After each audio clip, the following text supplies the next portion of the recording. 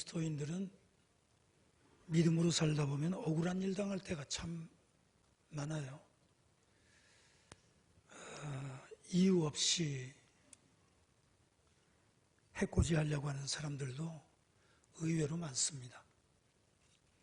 하지만 마음이 상하고 좀 억울한 일을 당한다고 해서 우리 인생을 아무렇게나 살 수는 없는 노릇이고요.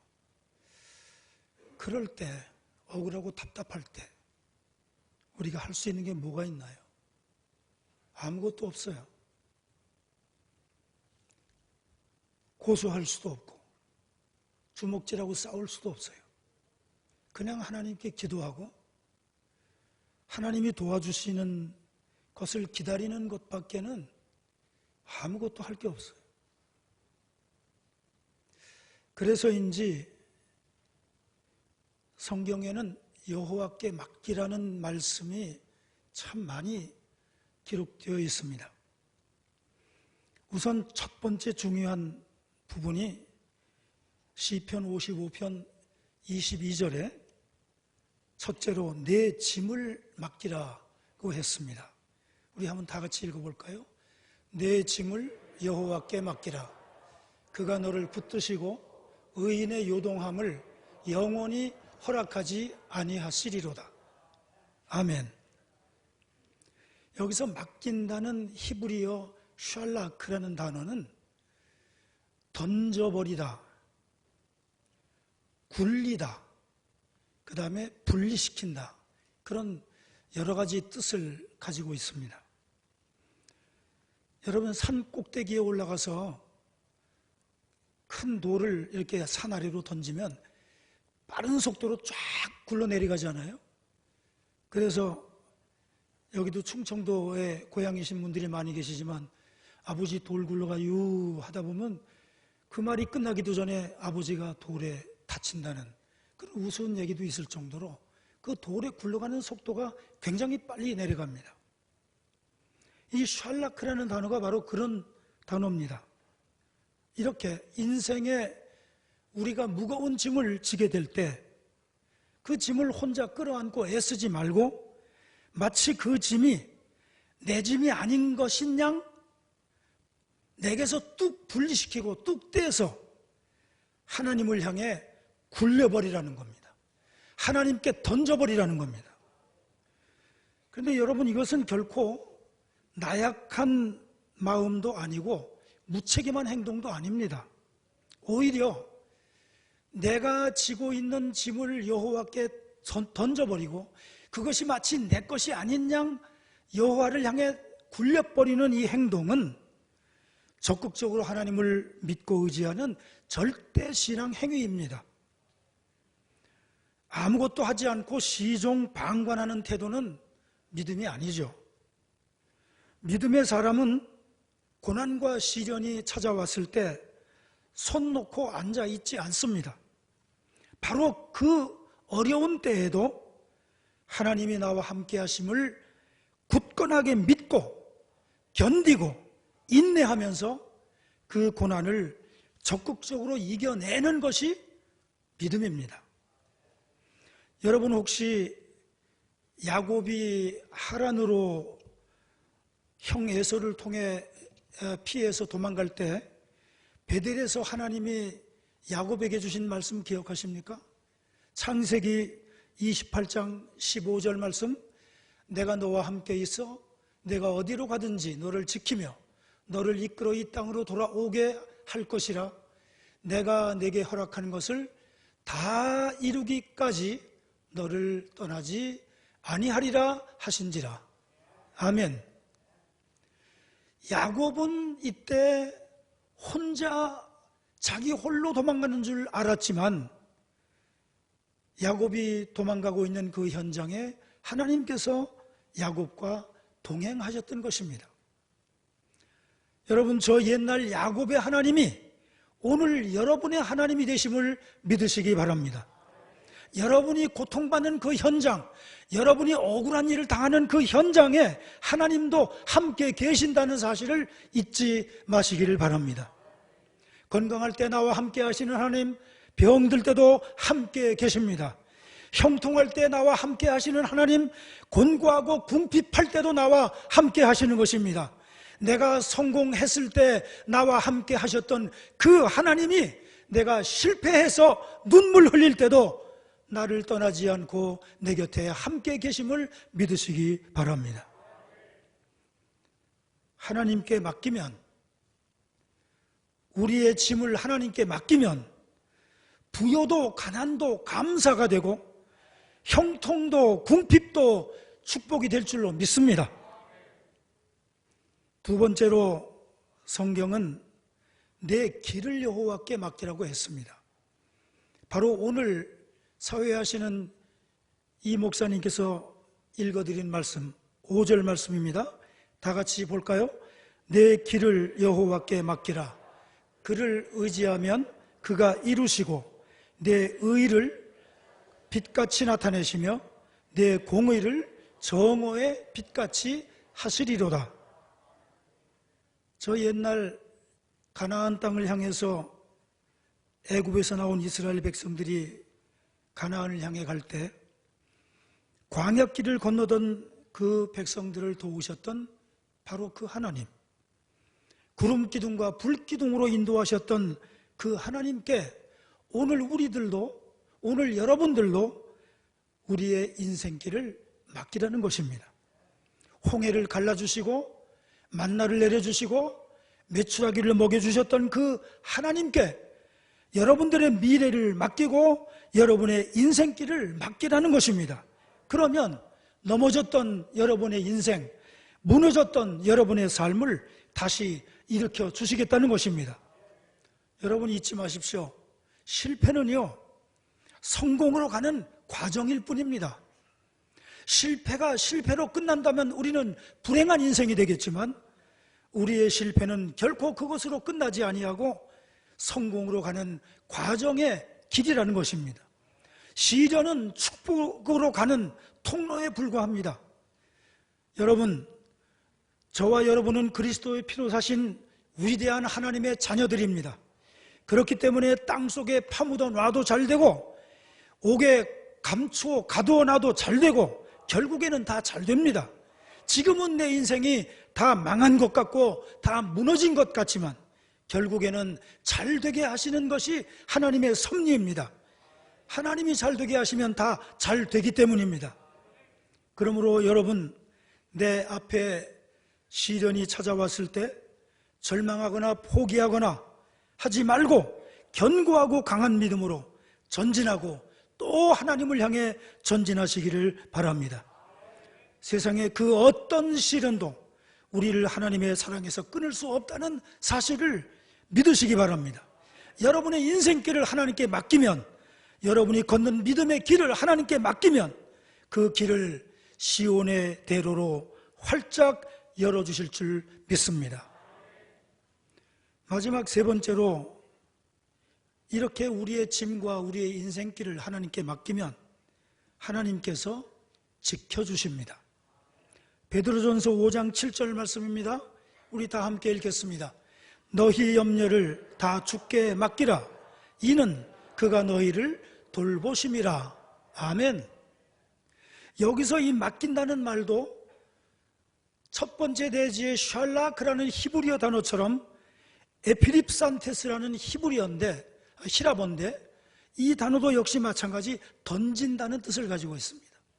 그러니까 하나님께 맡긴다는 말은 아까도 말씀드렸지만 내 것이 아닌 양, 이것은 나와는 상관이 없다는 그런 생각을 가지고 하나님을 향해 그냥 던져버리는 것입니다. 마치 공을 던져버리듯이, 마치 산에서 돌을 굴려버리듯이 던져버리는 겁니다. 그러면 하나님께서 우리를 돌보신다고 했습니다. 이는 그가 너희를 돌보심이라. 그런데 여기 돌본다는 멜레이라는 히브리어 말도 역시 깊은 관심을 갖는다 또는 지켜준다라는 뜻을 가지고 있습니다. 경제 전문가들은 이구동성으로 금년 2023년 경제 지표도 나쁠 것이라고 예측을 하고 있습니다. 나라 빚은 눈덩이처럼 불어나고요. 전 정부가 너무나 정치를, 선심성 정치를 쓰고 사람들의 마음을 사기 위한 포퓰리즘 정치를 하는 바람에 우리나라 빚이 그 5년 새에 2배가 늘어나서 1,000조 가까이 됐습니다. 계속 빚은 지금 늘어나고 있습니다. 그뿐입니까?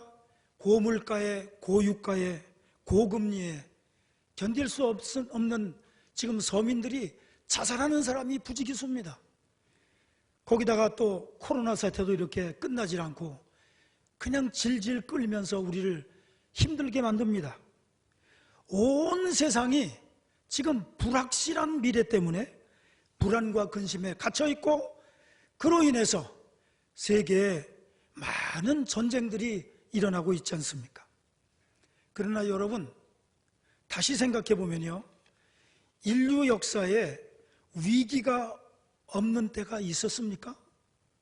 우리 시대 말고 과거 수천 수만 년 전까지 뒤로 거슬러 내려가도 위기가 없던 시대는 한 번도 없었습니다.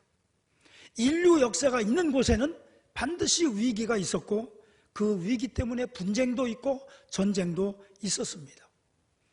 그런데 성경을 찾아보면요, 이 위기를 극복한 수많은 믿음의 위인들의 발자취가 기록되어 있습니다. 그 중에 한 사람이 바로 우리가 잘 아는 사도 바울입니다. 빌립보 4장 12절 말씀을 한번 볼까요? 나는 비천에 처할 줄도 알고 풍부에 처할 줄도 알아. 모든 일 곧 배부름과 배고픔과 풍부와 궁핍에도 처할 줄 아는 일체의 비결을 배웠노라. 이렇게 말씀하면서 13절에 뭐라고 합니까? 내게 능력 주시는 자 안에서 내가 모든 것을 할 수 있느니라. 할렐루야. 이 12절 말씀을 세 번역으로 제가 찾아봤더니 이렇게 기록되어 있어요. 나는 비천하게 살 줄도 알고 풍족하게 살 줄도 압니다. 배부르거나 굶주리거나 풍족하거나 궁핍하거나 그 어떤 경우에도 적응할 수 있는 비결을 배웠습니다. 사도 바울이 지금 선언하는 겁니다. 온갖 병치레로 고통받았던 그 사도 바울이 어떻게 이런 얘기를 할 수 있을까? 더욱이 이 빌립보서는 감옥에서 쓴 서신입니다. 이 빌립보서를 뒷받침하는 성경이 또 하나가 있는데 고린도전서 11장 23절로 27절 말씀을 보면 이런 말씀이 또 있어요. 그들이 그리스도의 일꾼이냐? 정신없는 말을 하거니와 나는 더욱 그러하도다. 내가 수고를 넘치도록 하고 옥에 갇히기도 더 많이 하고 매도 수없이 맞고 여러 번 죽을 뻔하였으니 유대인들에게 40에서 하나 감한 매를 5번 맞았으며 3번 태장으로 맞고 1번 돌로 맞고 3번 파선하고 일주야를 깊은 바다에서 지냈으며 여러 번 여행하면서 강의 위험과 강도의 위험과 동족의 위험과 이방인의 위험과 시내의 위험과 광야의 위험과 바다의 위험과 거짓 형제 중의 위험을 당하고 또 수고하며 애쓰고 여러 번 자지 못하고 줄이며 목마르고 여러 번 굶고 춥고 헐벗었노라. 여러분, 지금 읽어드린 이 말씀에 보면요, 고난을 당하는 사람의 모습은 다 나와 있어요. 이보다 더 큰 고난을 당하는 사람이 있을까 할 정도로 수많은 고난을 당한 사람이 바로 사도 바울입니다. 그리고 지금 바울은 옥에 갇혀 있습니다. 이렇게 온갖 병치레로 골골하며 살았던 그가 간질이라는 무서운 병에 거품을 물고 쓰러지면서 그렇게 힘들게 살았던 사도 바울이 어떻게 이렇게 살 수가 있었을까?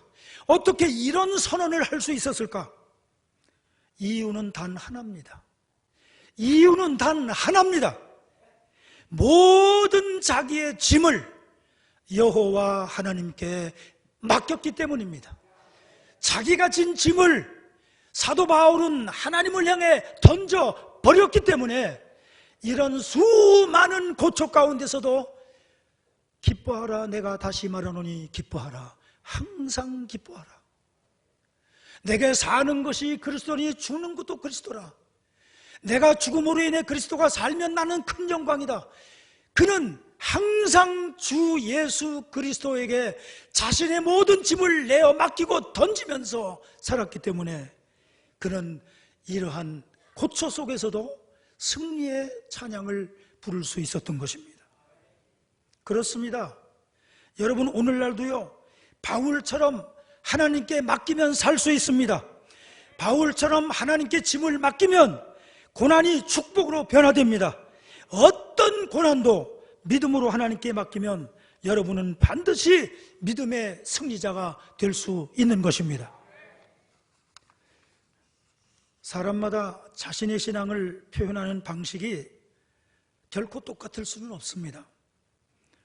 마치 사람마다 사랑을 표현하는 방식이 다른 것처럼 성격이 다 사람마다 다르기 때문에 신앙생활하는 모습도 같을 수가 없습니다. 그래서 어떤 방식으로 신앙생활하는 것이 맞고 어떤 방식이 틀리다라고 말할 수가 없습니다. 꼭 방언을 하고 많은 은사를 많은 사람들에게 보여주며 살아야 잘하는 신앙생활이냐? 그럴 수도 있지만 또 조용히 하나님의 사랑을 실천하며 살아가는 신앙생활도 하나님이 기뻐하는 신앙생활입니다. 그렇기 때문에 성도들이 신앙생활하는 모습은 이렇게도 할 수 있고 저렇게도 할 수 있고 그 방식은 여러 가지 수십 가지이기 때문에 누구의 신앙생활은 잘하는 신앙생활이고 누구의 신앙생활은 틀렸다 이렇게 말할 수 없는 것입니다. 하지만 여러분, 분명한 것이 하나가 있어요. 누구도 부인할 수 없는, 저도 여러분도 부인할 수 없는 신앙의 공통점이 하나가 있습니다. 그것은 무엇입니까? 위기를 만났을 때, 고난을 당하고 있을 때, 핍박을 받고 있을 때, 억울한 일을 당했을 때 하나님을 향한 신뢰가 만일 흔들린다면 그 믿음은 참된 믿음이 아닙니다. 위기 속에서도 하나님을 향해 내 믿음을 고백하고 핍박을 당하고 억울한 일을 당해도 하나님, 그래도 나는 하나님을 사랑합니다, 하나님이 내 이 억울함을 풀어주실 줄로 믿습니다 하는 믿음을 가져야 그것이 참 신앙이라는 것입니다. 그렇기 때문에 어떤 한 사람의 신앙은 그 사람이 어떤 은사를 가졌느냐, 그 사람이 얼만큼 많이 봉사하느냐, 이런 겉으로 나타난 현상보다는 위기의 때에 어떤 얼굴 표정을 하고 위기의 때에 어떤 기도를 하나님께 드리냐가 바로 그 사람의 진짜 신앙의 모습이라는 것입니다. 그 한 예를 들어보면은 예수님을 생각할 수가 있죠. 예수님의 행적은 수도 없이 많지만 마지막 십자가를 지시기 전에 감람산 기도에서 뭐라고 기도합니까? 마가복음 14장 36절 말씀에 보면 이르시되 아빠 아버지여, 아버지께는 모든 것이 가능하오니 이 잔을 내게서 옮기시옵소서. 그러나 나의 원대로 마옵시고 아버지의 원대로 하옵소서 하고 기도하며 피눈물을 흘리며 기도합니다. 땀이 피가 되었다고 했습니다. 그런데 이 말씀의 중요한 단어 하나가 바로 아빠라는 단어입니다. 이 아빠라는 단어는 무슨 단어입니까? 어린아이들이 제일 먼저 배우는 단어가 엄마, 그 다음에 맘마, 세 번째가 아빠입니다. 예? 엄마, 맘마 다음에 배우는 단어가 아빠 아니에요? 그 누구를 향해서 부르는 단어입니까? 자기 아버지를, 자기를 낳아준 아버지를 향해서 부르는 단어입니다. 제 아들은 지금 50이 다 됐는데도 가끔가다 저를 아빠라고 부르고요. 제 딸은 40대 중반이 넘었는데도 그 지훈이가 지금도 아빠 합니다. 나는 그 말을 들을 때 기분이 너무 좋아요. 왜? 아빠라는 단어는 특별한 단어이기 때문입니다. 이 아빠라는 단어는 어떤 상황이 오고 어떤 형편이 돼도 아버지와 나와의 관계는 전혀 미동도 하지 않는 관계이기 때문입니다. 그 누구도 아빠와 아들, 아빠와 딸의 관계를 그 무엇을 가지고도 끊을 수 없는 관계이기 때문입니다. 예수님은 위기의 때에, 가장 괴로운 그 힘든 위기의 때에 하나님을 향해서 아빠라고 불렀습니다. 여러분, 저도 여러분도 위기의 때에 억울한 일을 당했을 때, 정말로 실패하고 망했다 생각했을 때 하나님을 향해 원망하지 아니하고 아빠 하나님 하고 부를 수 있기를 바랍니다. 아빠와 자녀의 관계는 그야말로 일생 동안 변치 않는 관계이기 때문입니다. 사랑하는 여러분, 이제 위기에서도 흔들리지 않는, 절대 흔들리지 않는, 빼앗기지 않는 이 관계처럼 하나님과 여러분과의 관계가 흔들리지 않을 때 우리는 비로소 승리자가 될 수 있는 것입니다. 이제 말씀을 정리하려고 합니다. 여러분, 혹시 지금 예상치 못한 위기를 만난 분이 계십니까? 사업이 실패하고 코로나 때문에 어려움 당하고 있는 그런 분은 없습니까? 근심 걱정이 찾아와서 밤잠을 자지 못하고 밤을 낮처럼 낮을 밤처럼 사는 사람 없습니까? 그 짐을 하나님께 맡기십시오. 내 것이 아닌 양, 이거는 내 것이 아니야, 이 고민거리는 내 것이 아니야, 이건 하나님이 고민할 것이야 하고 하나님께 던져버리시기 바랍니다. 주님이 나를 어루만져 주실 때까지, 사랑하는 내 아들아, 사랑하는 내 딸아, 하나님의 능력이 나를 내 위에 덮어주실 때까지, 무너진 내 삶을 다시 일으켜 주실 때까지 주님만 바라보시기 바랍니다. 하나님께서 앞으로 나의 길을 어떻게 인도하실지 기대하고 소망하십시오. 어떤 시련에도 굴하지 마세요. 어떤 시련에도 하나님만 바라보고 하나님만 믿고 하나님만 의지하시기 바랍니다. 어떤 고통이 와도 아빠라고 하는 이 단어를 잃어버리지 마시기 바랍니다. 여러분, 한 가지 중요한 거 알려드릴게요. 한번 따라합니다. 걱정을 땡겨서 하는 사람은 평생 동안 걱정만 하다 죽는다. 성경 말씀 다음으로 진리 아닙니까? 저도 과거에 그런 습관이 있었는데요, 생기지도 않은, 오지도 않은 일을 괜히 먼저 땡겨서 걱정하는 사람이 있어요.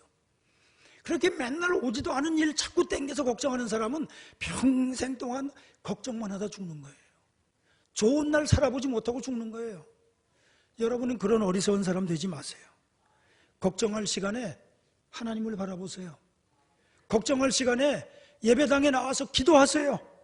절대 긍정, 절대 감사, 이 믿음을 가지고 전진하시면서 하나님의 강한 팔, 펴신 손으로 여러분을 일으켜주시고 여러분을 지켜주시는 그 하나님을 경험하시는 여러분 모두 되시기를 주님의 이름으로 간절히 축원합니다.